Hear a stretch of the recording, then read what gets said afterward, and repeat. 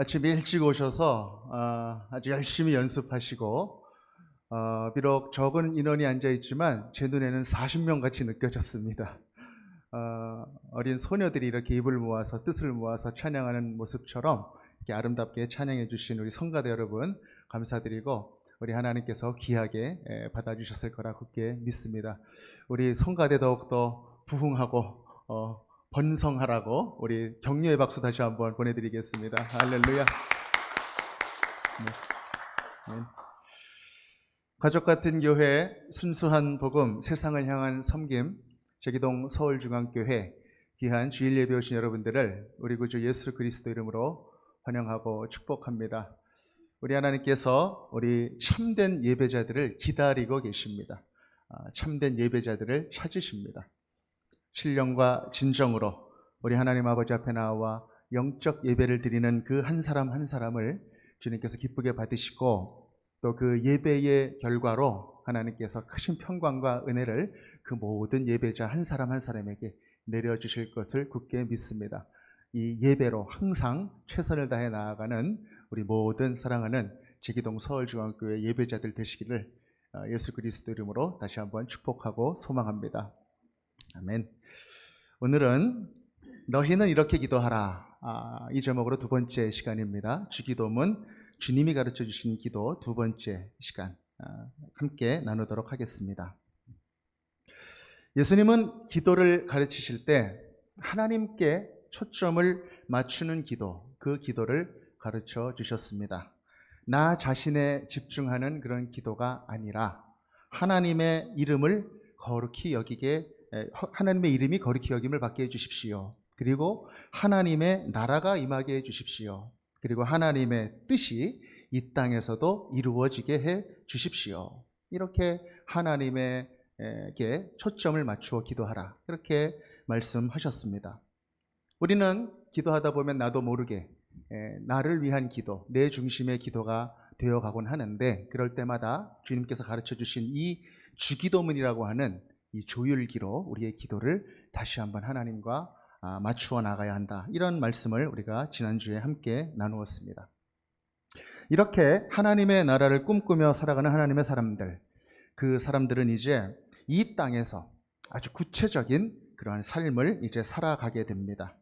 하나님의 뜻을 품고 이 땅에 살아가는 사람들이 필요한, 그 땅을 살아가는데 꿈을 품고 살아가는 그 사람들에게 필요한 아주 구체적인 기도의 제목, 그 기도의 제목들이 바로 주기도문의 후반부, 인간을 위한 세 개의 기도 제목인 것입니다. 우리 먼저 오늘 마태복음 6장 11절 함께 읽겠습니다. 시작. 오늘 우리에게 일용할 양식을 주시옵고. 아멘. 무엇을 구하라고 하십니까? 양식을 구하라, 이렇게 말씀을 하십니다. 양식. 하나님의 나라, 하나님의 뜻, 이런 걸 위해서 기도하다가 갑자기 이제 양식, 밥 이런 거잖아요.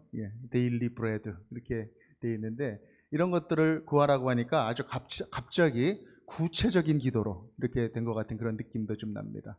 또 혹시 어떤 분들은 이 양식을 구하는, 먹고 사는 것을 구하는 기도가 시작이 되니까 좀 이제 기도의 격이 좀 떨어진 거 아닌가, 이런 생각을 하시는 분들도 있을지 모르겠습니다. 그러나 인간은 먹어야 사는 존재입니다. 아무리 고상한 그런 신앙을 가진 사람이라 하더라도 먹고 살아야만 하는 것이죠. 세례 요한도 메뚜기와 석청을 먹었습니다. 그리고 예수님께서도 삼시세때를 잡수셨죠. 인간은 엄마 뱃속에 생기기 시작한 이후부터 먹는 역사입니다. 계속 먹어갑니다. 나이 드신 분들 어디 아프시다는 얘기 듣는데 곡기가 끊어졌습니다, 이런 얘기 들으면 그것은 불안한 생각이 드는 것이죠. 먹어야 되는 것입니다. 사람은 양식이 필요하다. 그래서 우리는 양식을 위한 기도를 해야 한다라고 하는 것이죠. 중요한 건 이 양식이 어떠한 의미인가라고 하는 것입니다. 양식이라 하더라도 의미가 다르다는 것이죠. 전에 한번 일용할 양식을 주옵소서라고 하는 제목으로 우리가 말씀 한번 나눈 적이 있는데, 그 말씀의 내용에 준하여 우리가 또 한번 같이 나누기를 원하는 것입니다. 이 양식 앞에 꾸미는 말이 들어있죠. 오늘, 그리고 일용할, 이렇게 꾸미는 말이 들어있다는 것입니다. 평생 먹을 양식이 아니라 오늘 일용할 양식, 이것을 구하라 라고 하는 것입니다. 쌓아둘 양식이 아니라 오늘 하루 먹을 양식, 양식은 양식인데 이것을 구하라, 이렇게 하나 예수님께서 말씀하시는 것이죠. 무슨 뜻인가? 똑같은 양식도 풍요의 의미로 구하는 양식이 있고 필요의 의미로 구하는 양식이 있다라고 하는 것입니다. 풍요는 그 자체가 목적이 되는 양식의 의미입니다. 그런데 필요는 무언가를 이루어 나가는 그 사람들에게 있어서 소용이 되는 그 무엇, 이것을 의미하는 것이 바로 필요에 의한 양식이다라고 하는 것이죠. 그렇다, 너희 하나님의 나라를 꿈꾸는 사람들아, 너희들에게는 양식이 필요하다. 그러나 삶을 유지하며 살아가는 일용할 양식을 구하며 살아라. 양식 자체를 최종의 목표로 삼고 그렇게 양식을 주옵소서, 양식을 주옵소서, 그렇게 구하며 사는 삶이 되지 말아라. 그렇게 말씀하시는 것이죠. 우리는 종종 평생 먹을 양식, 수천 수만 끼의 양식, 그 양식을 구하며 살아가곤 합니다. 우리가 모아 놓을 양식, 우리는 누구나 하루에 3끼만 먹잖아요. 네. 그런데 그보다 훨씬 많은 축적해 놓을 그 양식을 우리 마음속에 구하며 살게 된다라고 하는 것이죠. 왜 그럴까요? 그것만 있으면 편안해질 것 같으니까, 그것만 있으면 좀 안심이 되는 것 같으니까 그 양식을 구하며 살아갑니다. 그 양식을 구하다가, 열심히 구하다가 가족도 버리고 자기 건강도 버리고 또 신앙도 저버리게 되는 일들이 있곤 한다라고 하는 것이죠. 이렇게 되면 이 평생 먹을 풍요, 이 양식은 수단이 아니라 우리 삶의 다른 것들을 다 희생하고 얻게 되는 그러한 목적이 되어버리는 것입니다. 풍요로움 그 자체, 그것을 구하는 것은 대단히 위험한 일입니다.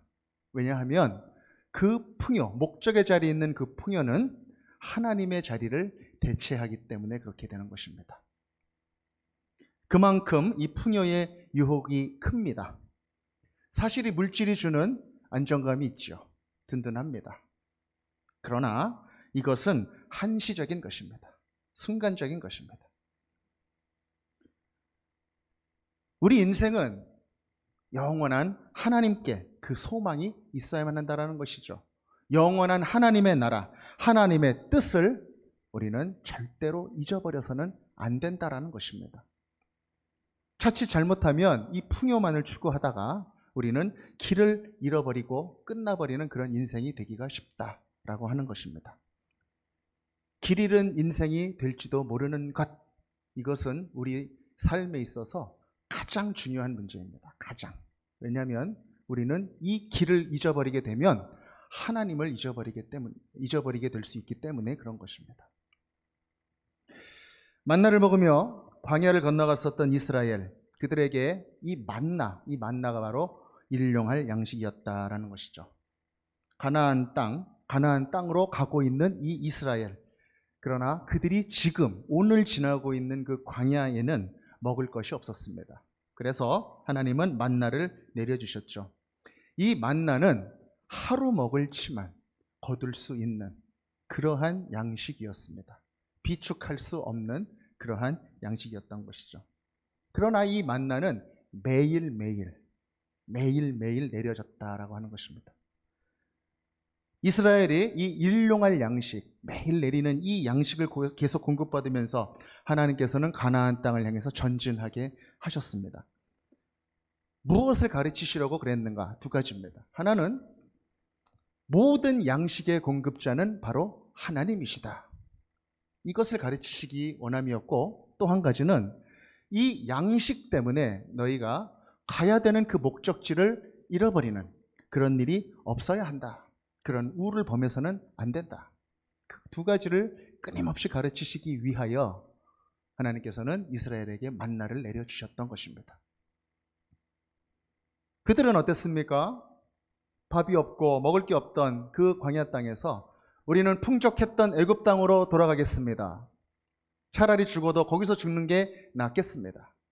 목적을 잃어버리고 먹을 것을 찾아서 방향을 틀어버렸던 그 백성들이 바로 이 이스라엘 백성들이었다라고 하는 것이죠. 꿈도 없고 비전도 없고 오직 먹을 것만 향해서 방향을 수정하며 나아갔었던 사람들이 이스라엘 사람들이었다는 것입니다.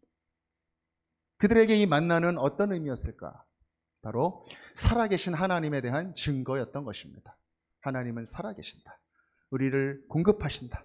우리를 인도하신다. 바로 그 하나님의 살아계심에 대한 증거였다라고 하는 것이죠.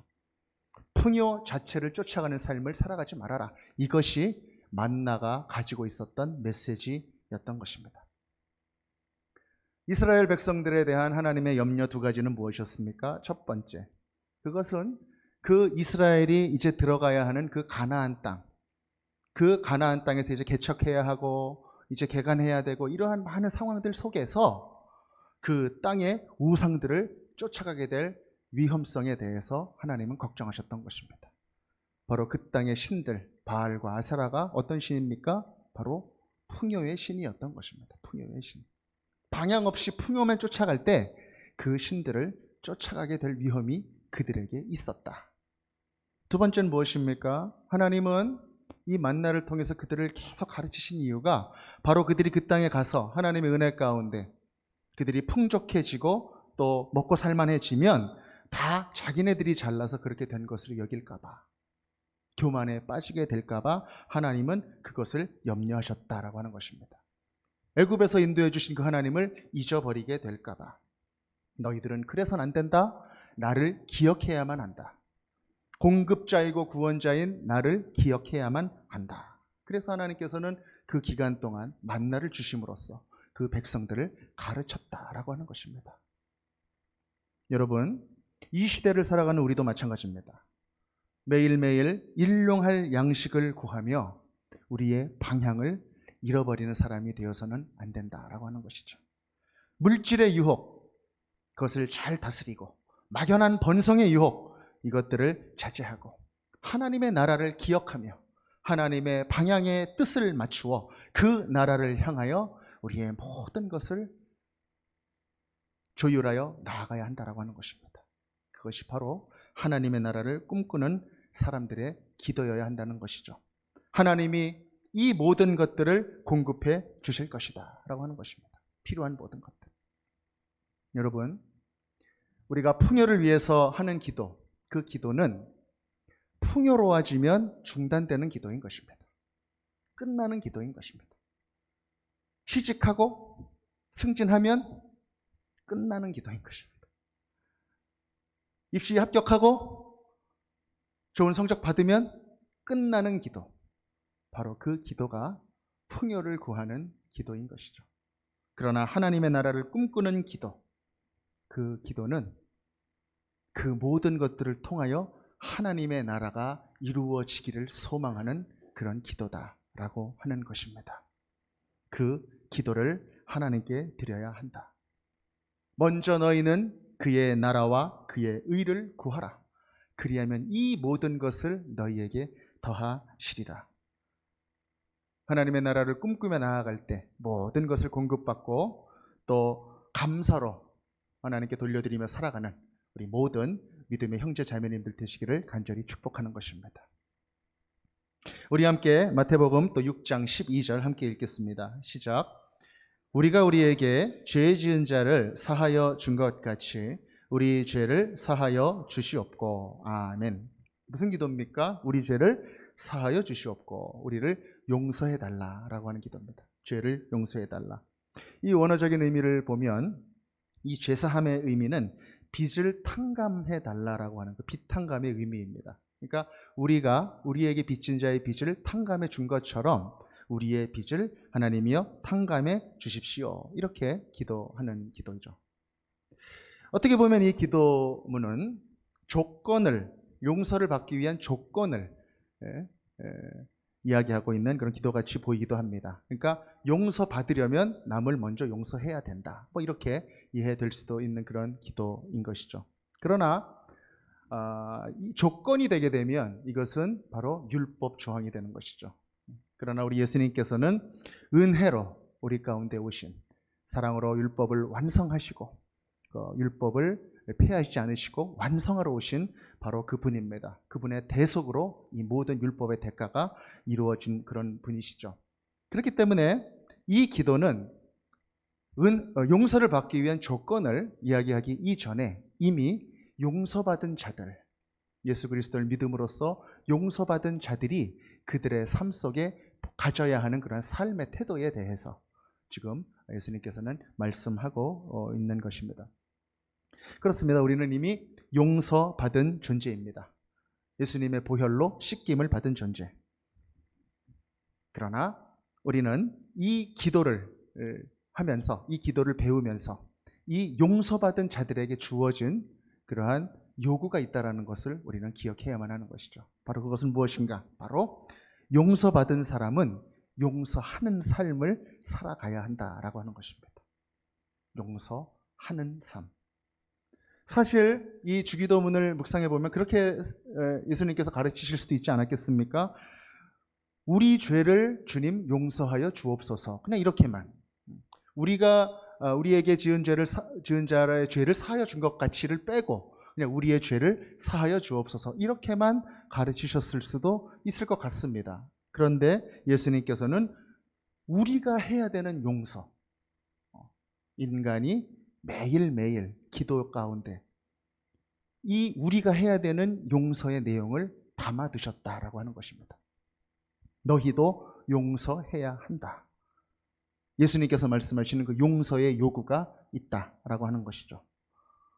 큰 용서를 받은 너희들은 이제 너희들 삶 속에서 그 용서를 행하며 살아가야 한다라고 하는 것입니다.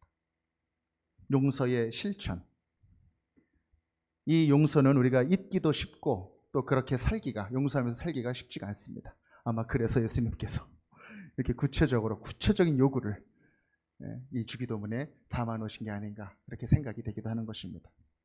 마태복음 18장 21절에서 35절까지는 여러분 너무나 잘 알고 있는 1만 달란트 빚졌다가 탕감받은 자의 이야기가 나옵니다. 그렇죠? 여러분 너무나 잘 알고 있는 얘기죠. 이것을 조금 현대적으로 조금 각색해서 여러분들께 말씀드려보면 이렇습니다. 한 사람이 부도가 났습니다. 한 50억 정도 빚을 지게 됐습니다. 다 경매 잡히고 집도 넘어가고 정말 길에 나앉게 된 그뿐만 아니라 범죄자가 되어버렸습니다. 도망 다녀야만 되는 그런 인생이 되어버렸습니다. 아내랑도 헤어졌습니다. 그리고 자녀들 학교도 다 중단됐고 다 뿔뿔이 흩어져가지고 그렇게 살아야만 되는 안타까운 상황이 되고 말았습니다. 앞에 캄캄한 이 상황을 맞닥뜨려서 죽음도 생각하게 되었고 한강에 여러 번 왔다 갔다 하는 그러한 죽음을 생각할 수밖에 없는 그러한 때에 은행으로부터 채무가 다 청산됐다라는 그런 소식이 이 사람에게 들려왔습니다. 한 기업가가 대신 채무를 갚아준 것입니다. 아주 기적과 같은 그 일이 일어나서 아주 이 사람은 깜짝 놀라서 그 기업가를 찾아갔습니다. 그리고 눈물을 흘리면서 감사합니다. 감사합니다. 정말 감사합니다. 저와 우리 가족을 살려주셨습니다. 그렇게 정말 진심으로 감사하며 그렇게 감사했습니다. 그런데 그 새 소망을 가진 그 다음 날 이 사람이 자기에게 한 100만 원 정도 빚진 그 친구를 만났습니다. 평상시에 좀 감정은 좋지 않았을 것 같아요. 갚으라 그래도 갚지도 않고 도망 다니고 그랬던 이 100만 원 정도 빚을 진 그 친구를 만나서 잘 만났다 그러고 이제 멱살을 잡았습니다. 성경에 보면 목을 잡았다 그렇게 돼 있어요. 멱살을 잡고 막 흔들면서 빨리 갚아 막 그랬습니다. 근데 이 사람도 이 동료도 사정이 있는 듯 싹싹 빌었습니다. 근데 이 친구는 자비도 없이 그 친구를 경찰에 신고해 버렸습니다. 그래서 유치장에 갇히게 되었습니다. 이 이야기를 그 기업가가 듣게 됐습니다. 그래서 그 사람을 좀 만나자 그래가지고 그 사람에게 이제 이 기업가가 이야기를 합니다. 마태복음 18장 32절에서 35절 제가 읽도록 하겠습니다. 이에 주인이 그를 불러다가 말하되 악한 종아 내가 빌기에 내가 내 빚을 전부 탕감하여 주었거늘 내가 너를 불쌍히 여김과 같이 너도 내 동료를 불쌍히 여김이 마땅하지 아니하냐 하고 주인이 노하여 그 빚을 다 갚도록 그를 옥졸들에게 넘기니라. 너희가 각각 마음으로부터 형제를 용서하지 아니하면 나의 하늘 아버지께서도 너희에게 이와 같이 하시리라. 아멘. 이렇게 얘기했습니다. 여러분 이 말씀을 읽으면서 여러분 어떤 생각이 드십니까? 이 친구 50억 탕감받고 100만 원을 용서 못한 이 친구의 모습을 보면서 그런 생각 들지 않으십니까? 아유 이런 못된 놈이 있나? 이렇게 참 안타까운 친구가 있나? 이렇게 생각을 할 수 있습니다. 그런데 여러분 바로 이 모습이 바로 우리들의 모습이다라고 하는 것입니다. 우리들의 모습. 우리는 큰 용서를 받은 사람이라고 하는 것을 너무나 자주 잊어버린다라는 것입니다. 자주 잊어버리는 사람이다. 혹시 이렇게 생각하는 분들은 있을지 모르겠어요. 그건 그거고 이건 이거지. 하나님의 큰 은혜로 받은 용서는 용서고 나에게 못된 짓 한 그 사람 100만 원 꼬가고 안 갚는 그 사람은 그 사람인 거지. 이렇게 생각할 수도 있다라는 것입니다. 그러나 우리 예수님께서는 오늘 33절에서 이렇게 말씀하십니다. 내가 너를 불쌍히 여김과 같이 너도 내 동료를 불쌍히 여김이 마땅하지 아니하냐. 너희가 각각 마음으로부터 형제를 용서하지 아니하면 나의 하늘 아버지께서도 너희에게 이와 같이 하시리라. 아멘. 바로 예수님으로부터 우리가 받게 된 바로 그 큰 용서가 바로 우리 용서의 실천의 근거다. 그렇게 말씀하고 계시는 것입니다. 이건 이거고 저건 저게 아니라는 것입니다.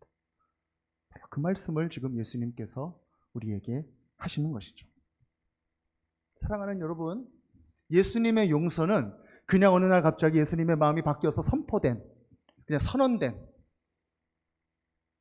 그저 문건에만 기록된 그런 용서가 아닙니다. 이것은 대가가 있는 용서라는 것입니다. 하나님의 아들이 죽으심으로써 고통을 담당하심으로써 치르신 그 대가, 그것으로 얻게 된 용서다라고 하는 것이죠.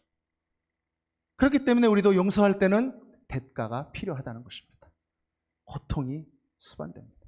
힘들다는 것입니다. 여러분 가만히 생각해 보면 우리 삶에 얼마나 용서해야 되는 일들이 많습니까? 사방이 왼수다.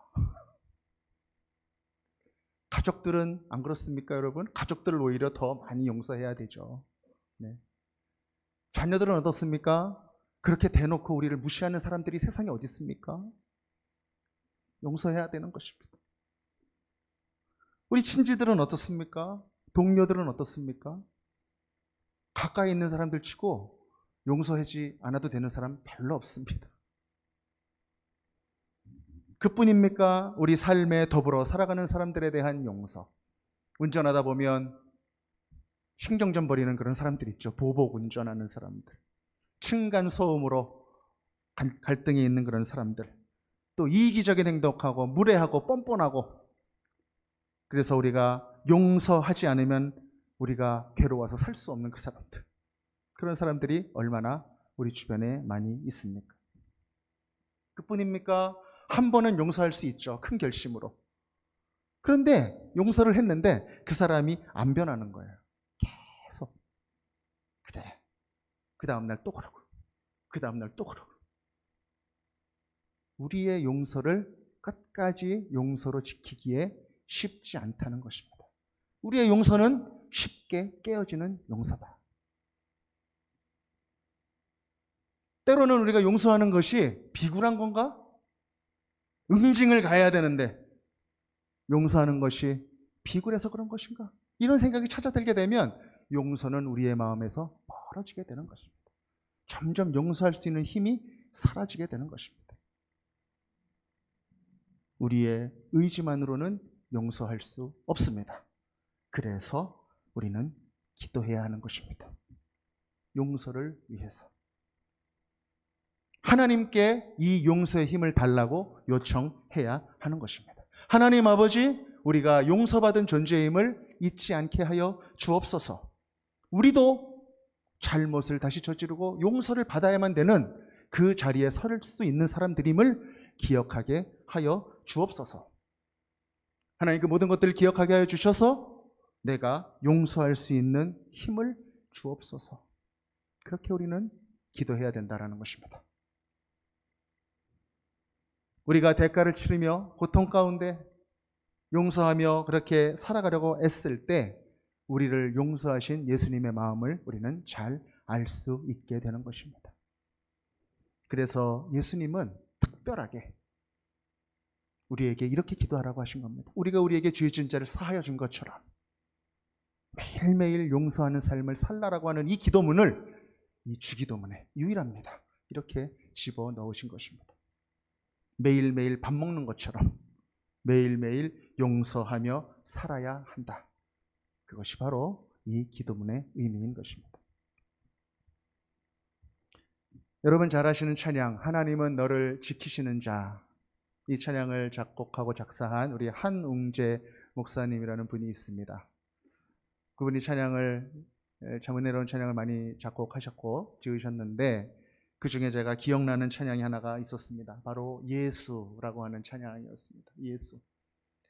이 찬양의 마지막 부분, 맨 마지막 부분 가사가 이렇습니다. 내가 만난 가장 큰 사랑, 내가 만난 가장 큰 용서, 내가 만난 가장 큰 이름 예수. 그러면서 후주가 쫙 흐르는데 가슴이 멍멍해요. 감동이 밀려오고 가장 큰 사랑, 가장 큰 용서, 가장 큰 이름 예수. 가장 큰 용서이신 그 예수님께서 우리에게 용서의 본을 보여주셨고 바로 그분이 우리에게 너희도 용서하여라. 지금 그렇게 우리에게 기도를 가르쳐 주고 계시는 것입니다. 이 기도를 품고 살아가는 우리 모든 성도님들 되시기를 축원합니다. 또 우리는 어떤 존재인가? 바로 우리는 날마다 시험당하는 존재다라고 하는 것입니다. 우리 함께 13절 상반절 말씀 우리 함께 읽겠습니다. 시작. 우리를 시험에 들게 하지 마시옵고 다만 악에서 구하시옵소서. 아멘. 시험에 들게 하지 마시옵고 다만 악에서 구하시옵소서. 마치 두 개의 문장이 이렇게 연결되어 있는 것 같은 그런 의미지만 실제 문장에서는 하나의 문장, 하나의 뜻으로 이루어져 있습니다. 악의 시험에서 꺼내어 구원해 주십시오. 이렇게 해석이 됩니다. 악의 시험에서 우리를 꺼내어 구원해 주십시오. 무슨 뜻인가? 바로 우리는 날마다 시험에 노출되어 있는 영적 싸움을 싸우고 있는 사람들이다 라고 하는 것입니다. 여기서 말하는 시험은 하나님이 아브라함을 이렇게 찾아가셔서 주셨던 그 선한 목적에 의한 테스트가 아니라 바로 한 번 무너지면 영원한 파탄으로 빠져들어갈 수밖에 없는 그런 유혹, 템프테이션, 예수님께서 광야에서 받으셨던 그 유혹의 의미입니다. 하나님을 대적하는 악과 그 악의 세력들이 우리가 사는 이 세상 속에는 존재한다. 그리고 그 악이 우리를 시험한다. 이것을 지금 예수님께서는 말씀하십니다. 그리고 이 모든 것을 기도로 이겨내야 한다. 예수님은 그렇게 말씀하고 계십니다. 왜 기도해야 하는가? 내 힘으로는 이겨낼 수 없기 때문에, 내 힘으로는 그것을 감당할 수 없기 때문에 하나님께 의뢰해야 된다라고 하는 것입니다. 우리 인생은 항상 시험에 노출이 되어 있습니다. 강하게 보이는 사람들도 신앙을 오래 신앙생활을 하여서 아주 인격적으로도 뛰어나고 그렇게 신앙적으로도 훌륭한 그렇게 보이는 사람들도 누구나 한 군데 그런 시험의 아킬레스건을 가지고 있습니다. 이 이야기만 나오면 내 마음속에 잠재워 놓았던 그러한 분노가 일어나고, 또 미움이 일어나고, 질투가 일어나고, 경쟁욕이 일어나고, 견딜 수 없어지고 평안이 사라지는 어떤 그런 부분들이 있다라는 거예요. 우리 영적인 시험의 아킬레스건인 것입니다. 교만 때문에 넘어질 수도 있고, 또 두려움 때문에 하나님이 아닌 다른 것들을 찾아가기도 합니다. 그리고 인정욕구, 이것에 무너지는 사람들이 있죠. 그리고 열심히 잘 믿다가도 이 먹고 사는 문제, 이 문제가 맞닥뜨리게 되면 비굴하게 내가 가지고 왔었던 그러한 진리들을 버리게 되는 그러한 연약함이 우리 삶에 또 있게 된다라는 것입니다. 작은 바이러스가 하나 들어오면, 눈에 보이지도 않는 바이러스지만 몸 전체가 열이 펄펄 나고 아프게 되는 것처럼, 우리 안에 시험이 되는 그 작은 것이 하나가 우리 안에 들어오면 우리가 마음을 상하게 되고 괴로워하고 또 악한 생각을 품게 되는 것, 그것이 바로 인간의 연약함이다라고 하는 것입니다. 그래서 낙담해서 교회를 떠나기도 하고, 자신감에 가득 차 있다가도 갑자기 절망하게 되는, 그래서 무기력해지게 되는 그러한 일들이 우리 가운데 있게 된다는 것입니다. 누구나 이 시험으로부터 자유롭지 못합니다. 다 노출이 되어 있다는 것이죠. 그래서 기도해야 된다는 것입니다. 그래서 우리는 시험을 당할 수 있는 존재다, 연약함이 있다, 이것을 인정한다면 우리는 기도의 자리에 서야 한다는 것이죠. 매일매일 그 시험에 노출되어 있기 때문에 우리는 매일매일 기도하며 나아가야 한다는 것입니다. 마태복음 26장 40절에서 41절, 예수님께서는 시험에 깨어 있어라, 이렇게 말씀하십니다. 제가 한번 읽겠습니다. 제자들에게 오사 그 자는 것을 보시고 베드로에게 말씀하시되 너희가 나와 함께 한 시간도 이렇게 깨어 있을 수 없더냐. 시험이 들지 않게 깨어 기도하라. 마음에는 원이로되 육신이 약하도다 하시고 시험이 들지 않게 깨어 기도하라. 아멘. 시험에 들지 않게 깨어 기도하라. 악에서부터 나오라. 이 기도를 예수님께서 주기도문에 넣으셨습니다. 매일의 양식, 매일의 용서, 매일의 영적 싸움으로부터의 승리, 보호, 이것을 우리가 기도해야 된다라고 하는 것입니다. 그것이 바로 주기도문의 기도의 제목들이다라고 하는 것이죠. 우리는 죄사함을 받은 존재들입니다. 물론 그렇습니다. 그러나 요한복음 8장 11절 하반절에서 예수님께서는 가늠하다 현장에서 붙잡힌 여인에게 이렇게 말씀하셨습니다. 나도 너를 정죄하지 아니하노니 다시는 가서 죄를 범하지 말라.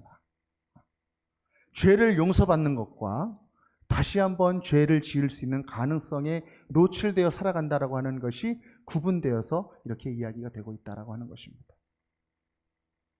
용서받은 이후에 찾아올 수 있는 또 다른 시험, 구원받은 백성, 예수 그리스도를 믿는 그 믿음으로 그 모든 것들을 이겨나갈 수 있는 그 무기를 갖게 된 우리들은 그 시험들을 하나하나 이겨나가면서 성화의 삶을 살아나가야 한다는 것입니다. 날마다 끊임없이 부단히 이렇게 예수님을 닮아가는 삶을 살아야 한다는 것입니다. 이 땅을 살아나가는 동안 성령님을 의지하며 끊임없이 이 기도 가운데 선한 싸움을 싸워야 한다는 것입니다. 마틴 루터가 쓴 찬송가 가사가 있죠. 내 주는 강한 성이요라고 하는 그 유명한 찬송가. 거기 가사 중에 이런 부분이 있습니다. 내 힘만 의지할 때는 패할 수밖에 없도다. 힘 있는 장수 나와서 날 대신하여 싸우네. 거대한 종교적인 위선 속에서 담대하게 종교개혁의 기치를 올렸던 이 루터도 그 모든 과정 하나하나가 치열한 영적 싸움이었음을 그는 고백하고 있는 것입니다. 자기 스스로의 시험도 맞닥뜨렸고 자기가 위험으로부터 피하고 싶은 그런 유혹도 있었고 그 모든 것들에 노출이 되어 있었지만 내 힘으로는 이길 수 없었던 그런 싸움들 속에서 하나님을 의지하면서 한 걸음 한 걸음 걸어갔었던 그 역사, 바로 그것이 마틴 루터의 종교개혁의 역사였다라고 하는 것이죠. 그는 이렇게 기도했다고 합니다. 주기도문에 의지하여 잠자리에 들 때마다 하나님, 내가 오늘 지은 모든 죄를 용서하여 주옵소서. 그리고 잠에서 깨어서 일어나서 아침에 일어나서 기도할 때는 하나님, 내가 오늘 모든 시험으로부터 승리하게 피하게 하여 주옵소서. 용서와 시험으로부터 구해달라는 기도를 이 마틴 루터는 계속 하며 살았었다라고 하는 것입니다. 바로 매일의 시험 속에서 하나님의 은혜와 능력으로 승리하게 하옵소서. 이 기도를 예수님께서 우리 모두에게 가르쳐 주셨다라고 하는 것입니다. 우리 마지막으로 마태복음 6장 13절, 우리 하반절 우리 함께 읽겠습니다. 시작. 나라와 권세와 영광이 아버지께 영원히 있사옵나이다. 아멘. 여러분, 이 주기도문의 마무리 부분 어떻게 마무리가 되고 있습니까? 처음 기도를 시작할 때처럼 하나님의 이름을 기억하며 하나님의 나라를 생각하며 하나님께 권세가 있음을 선포하며 하나님께서 영광을 받으셔야 함을 선포하며 이 기도가 지금 마무리되고 있는 것입니다. 이 송영의 기도문에 이 모든 주기도문의 모든 내용들이 다 요약적으로 다 들어있다라고 하는 것이죠. 하나님께 초점을 맞추면서 시작했던 이 주기도문, 주가 가르쳐 주신 이 기도, 하나님께 초점을 맞추면서 찬양하면서 이 기도를 마무리한다라고 하는 것이죠. 처음도 끝도 오직 하나님 아버지, 우리 하나님을 향한 그 기도, 그 기도가 바로 주님이 가르쳐 주신 기도문인 것입니다. 말씀을 맺겠습니다. 우리 예수님께서는 우리에게 기도를 가르쳐 주셨습니다. 그것은 우리에게 기도하라는 것입니다. 우리가 사는데 하나님의 나라를 꿈꾸는 기도, 하나님의 의를 위한 기도, 그리고 우리의 삶 속에서 하나님의 방향을 바라보며 길 잃지 않고 나아가는데 필요한 그 모든 기도, 그것이 우리에게 필요하다라고 하는 것입니다. 이 기도를 우리 주님께서 우리에게 가르쳐 주셨습니다. 우리가 하나님께 기도할 때 하나님께서는 그 기도를 들으시고 응답하시며 그 기도하는 그 사람들을 성령 안에서 강하게 하실 것입니다. 새로운 깨달음을 부어주실 것입니다. 어제까지 불가능했던 일들이 내게 가능하게 여겨지게 될 것입니다. 용서와 화해의 손을 펼치게 될 것입니다. 그 모든 기도의 응답이 주님이 가르쳐 주신 이 기도의 뜻으로 기도하며 나아가는 사람의 삶에 이루어지게 될 것입니다. 사랑하는 모든 제기동 서울중앙교회 형제님들, 자매님들이 이렇게 주님이 가르쳐 주신 기도 가운데 주님의 기도의 응답을 받으며 살아가는 복된 믿음의 자녀들 되시기를 우리 구주 예수 그리스도 이름으로 간절히 축복합니다.